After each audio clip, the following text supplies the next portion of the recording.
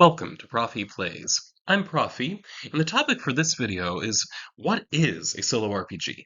Our focus here is pretty big picture and looking at different ways for how to approach solo RPG so that you can know some of the options that are available for your own experimentation. So first, a quick overview. First, I'll discuss a spectrum approach to understanding solo RPG and then provide a brief critique of that. Then we'll turn to looking at elements of a social RPG and how solo RPG can take that as the starting point and modify it to make RPGs playable by a single player. So let's get started. So one way of understanding solo RPG is to think of various ways of creating fiction placed on a spectrum. So on the left would be a solo RPG involving multiple players, a game master, some kind of game system, and on the right is simple creative writing by a solo author. Solo RPG then exists between these two extremes. We can either think of it from left to right as social RPG but with just one player, or from right to left as creative writing with dice. That's where the author gives up some creative control to randomness. For a while, this was how I thought of solo RPG, but I found this description to be a bit weak. For one, it's not clear what the thing is that's either increasing or decreasing from left to right. Certainly, the number of players decreases between a social and solo RPG, but that doesn't change between solo RPG and creative writing. In fact, the phenomenon of co authorship suggests that the number of people might go up as you go from solo RPG to creative writing. Now, if we replace the spectrum with a Venn diagram, I think that would be better, with solo RPG kind of combining elements from social RPG and creative writing. But even this creates a problem because there's a wide span of how to solo RPG, which makes it so any description is going to be not comprehensive. So solo RPG may be one of those things where you know it when you see it, with the only real commonality being that it's trying to provide a single player with RPG-like experiences. So let's take a look at what the structure of a social RPG is, and then how it can be modified for solo purposes. So let's start with a basic definition. What is a role-playing game? At a very basic level, a role-playing game is a game in which players play a role. Not very useful, after all, each word in that definition has multiple meanings. And those shades of meaning really are what lead to conflicts within the RPG space. So one question, does a game require a win condition, a clear objective? Some say yes, others no. And what's a role? Should we think of a role as a position, like on a baseball team? Or should we think of a role in the more theatrical sense? It's a fleshed out character with motivations and history. The variety of answers provides plenty of ground for conflict in the TTRPG community, whether at a philosophical level, debating what it means to play well, or at an individual group level, leading to playstyle conflicts. So rather than a simple definition, I think it might help to just focus on the key elements of the RPG experience, regardless of how we define game or role. So, let's look at these elements. Every RPG involves one or more player characters interacting with the game world. Now, typically, the player characters are controlled by players, while the world is controlled by the game master and the game system. As a simple example, if you have a PC, say it's a knight fighting an orc, which isn't a PC, as the play proceeds, the player may describe the knight swinging his sword at the orc. Then there would typically be a roll of the dice reference to game rules. The system has a say to determine if the sword successfully does damage. Now, regardless of the outcome, the GM then can provide some additional interpretation, filling in gaps that are left in just the mechanics of the system. So the players interact with the world through the intended actions of the PC, and the GM and system combine to describe how the world acts and reacts. Now, there are exceptions to this setup. Fate, for example, has mechanics that allow players to directly influence the world without having to act through their PCs, and also the GM can have basically direct influence over PCs in that game. But this, what I've just described, seems to be the typical pattern. So when we convert this to a solo experience, we need to figure out how do we deal with the fact there's only one player that has to control the PCs and also the non-system elements of the game world.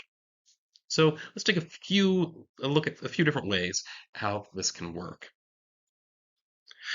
So one possibility is to play up the system element. So here's what happens. This is games like D100 Dungeon, 4 Against Darkness, others in kind of the dungeon crawler genre do this, as well as some of the solo skirmish games like 5 Parsecs from Home. Now in D100 Dungeon, the game in the subgenre that I'm most familiar with, the player controls a single PC, and the world is fully described in every game-relevant detail by the system. So the approach here was to take some of the details, what does the room smell like, something like that, and just abstract away from them if they aren't relevant to the attainment of the player goals.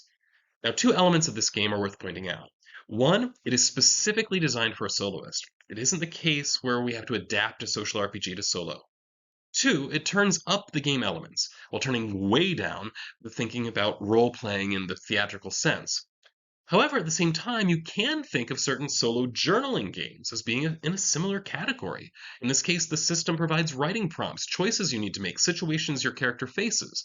Now, that solo journaling game turns up all the character related elements and turns down things like combat, typically, that would get emphasized in D100 Dungeon.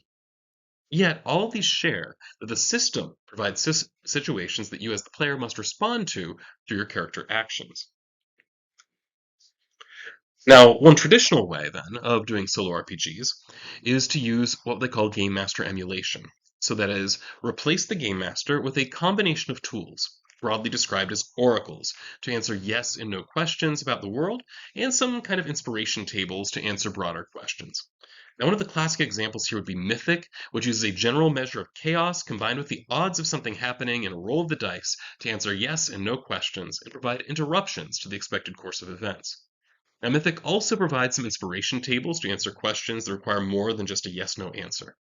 Now, in all these cases, player interacts with the Game Master emulator to make decisions about the world.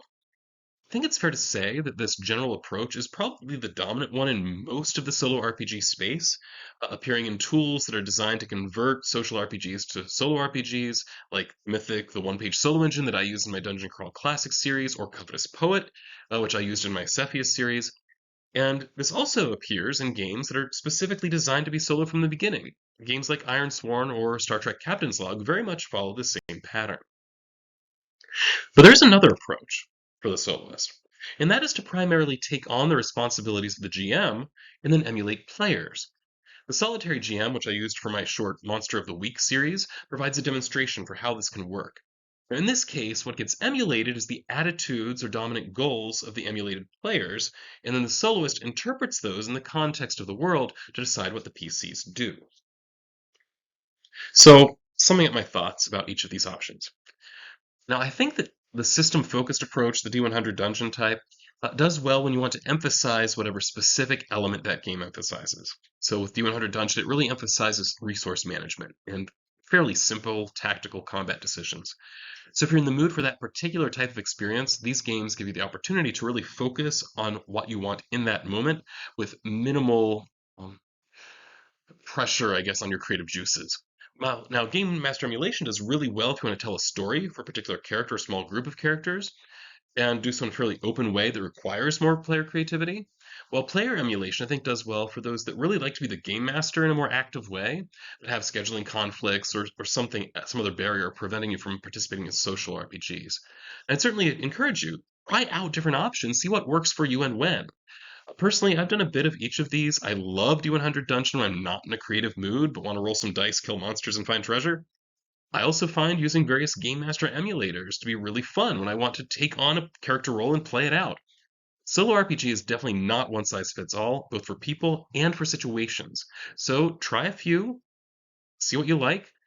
So I'm going to include some links to some tools right down in the description below just to get you started. But for now, this is Prof E, signing off.